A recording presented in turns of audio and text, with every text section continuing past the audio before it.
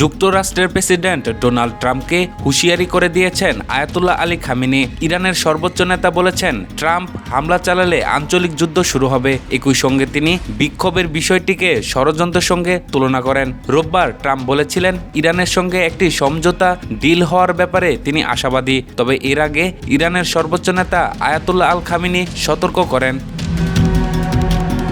গত মাসে ইরানের সরকার বিরোধী বিক্ষোভ দমনে কর্তৃপক্ষের প্রাণঘাতী অভিযানের পর ট্রাম্প সামরিক হুমকি দেন এবং মধ্যপ্রাচ্যে মার্কিন বিমানবাহী রণতরী বহর পাঠানোর নির্দেশ দেন। খামেনি ওই বিক্ষোভকে কু বা ষড়যন্ত্রের সঙ্গে তুলনা করেন। ট্রাম্প এর জবাবে বলেন, খামেনি এমনই বলবেন। ইরানের সর্বোচ্চ নেতা হুঁশিয়ারি দিয়ে বলেছেন, দাঙ্গাকারীরা পুলিশ, সরকারি দপ্তর, আইআরজিসি কেন্দ্র, ব্যাংক ও মসজিদে হামলা করেছে, এমনকি কোরআন পুড়িয়েছে। এটা ছিল এক ধরনের কু, সেই কু দমন করা হয়েছে।